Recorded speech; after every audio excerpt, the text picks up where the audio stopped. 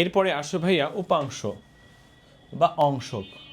উপাংশ বা অংশক ক্যাটাগরি 5, টাইপ 7-এর ক্যাটাগরি 5-এ চলে আসছি, আমরা অনেক দূরে এগিয়ে গিয়েছি।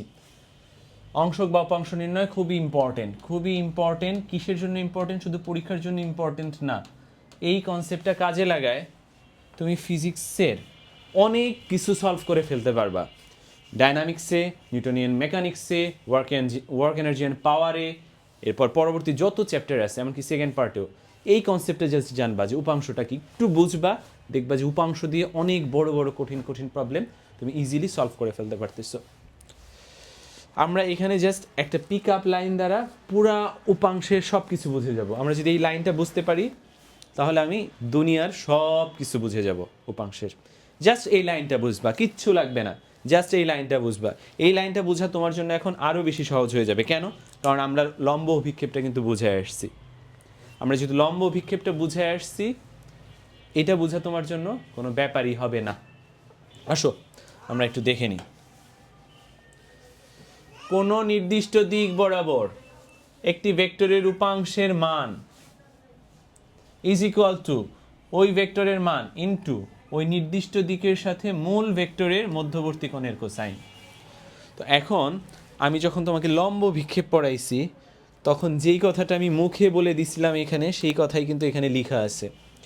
মুখে বললে মনে থাকে কম, নাকি লিখে দিলে তুমিও খাতায় লিখে নিবা, মাঝে মধ্যে দেখবা মনে থাকবে বেশি, এটাই পার্থক্য। দেখো, কোনো নির্দিষ্ট দিক বরাবর একটি ভেক্টরের উপাংশের মান, এই যে যে উপাংশের মান, এই উপাংশের মানটাই হইতেছে অভিক্ষেপ। একটু মাথায় রাখো, উপাংশের মানটাই হইতেছে কি? অভিক্ষেপ।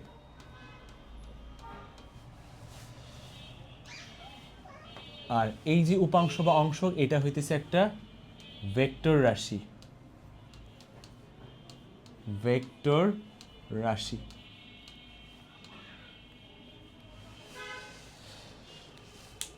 লম্ব বিক্ষেপ বলছিলাম কি? স্কেলার রাশি। উপাংশ বা অংশক হইতেছে ভেক্টর রাশি।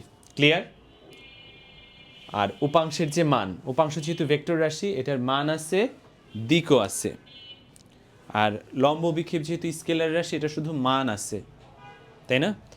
তাহলে তোমাকে যদি আমি বলি উপাংশের মানই হইতেছে অভিক্ষেপ, তোমার কি কোনো আপত্তি আছে? আপত্তি থাকবে না।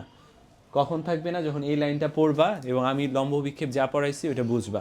দেখো, কোনো নির্দিষ্ট দিক বরাবর, কোনো নির্দিষ্ট দিক বরাবর কোনো ভেক্টরের উপাংশের মান বা অভিক্ষেপ হলো ওই যে ভেক্টর, যেই ভেক্টরের উপাংশের মান বের করতে হবে সেই ভেক্টরের মান এবং ওই নির্দিষ্ট দিকের সাথে, অর্থাৎ যেই দিক বরাবর বের করব সেই দিকের সাথে এই যে যে ভেক্টরটা ছিল এই ভেক্টরের মধ্যবর্তী কোণের কোসাইন। একটু খেয়াল করে দেখো, আমি এ ভেক্টর লিখলাম এখানে, এইখানে লিখলাম একটা দিক দিলাম, এটা হচ্ছে এক্স অ্যাক্সিস, এটা Y axis. X axis, Y axis, এটা হচ্ছে পি ভেক্টর। লাস্ট লেকচারে আমি যেটা দেখাইছিলাম, পি ভেক্টর। তো এখন এক্স অক্ষ বরাবর পি ভেক্টরের উপাংশের মান বা অভিক্ষেপ কত? এক্স অক্ষ বরাবর, এক্স অক্ষ বরাবর ভেক্টর পি এর উপাংশের মান।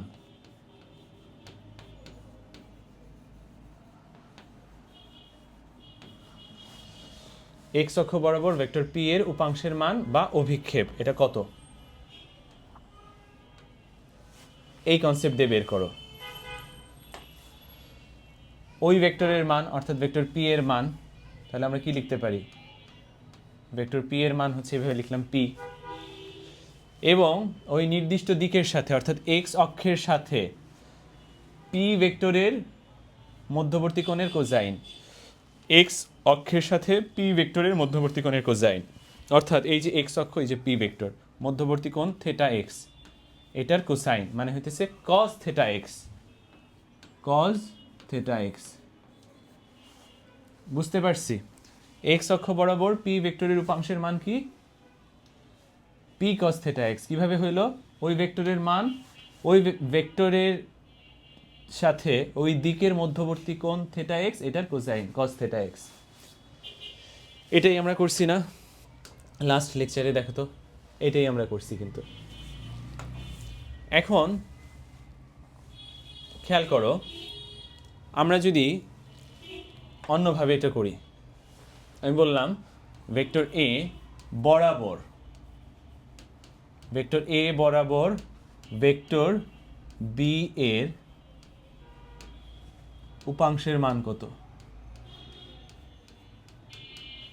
উপাংশের মান, এটা কি হবে? উপাংশের মান মানে তো কি? অভিক্ষেপ, তাই না?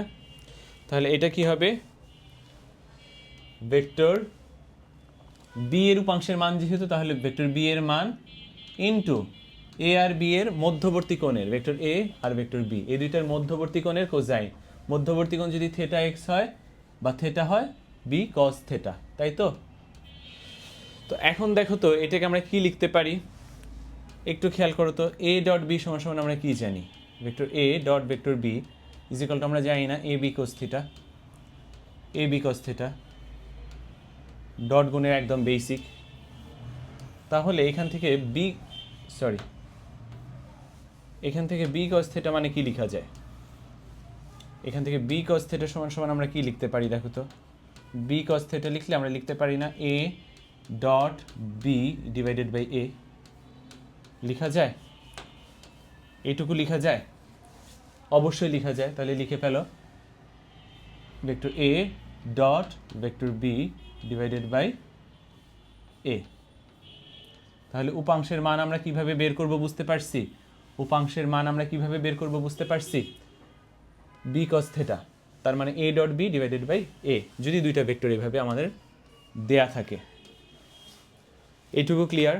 এখন আরেকটা কথা বলা দরকার, উপাংশের দিক আছে, মান আছে, অভিক্ষেপের দিক নাই, ঠিক আছে?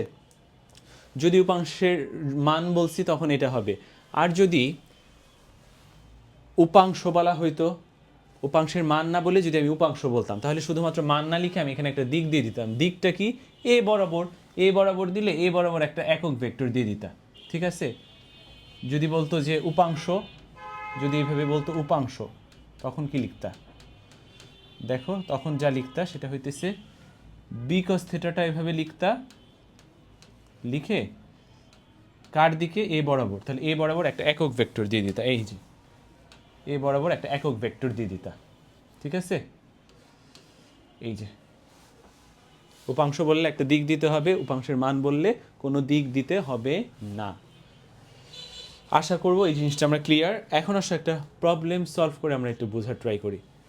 বলছে ওই একই জিনিস,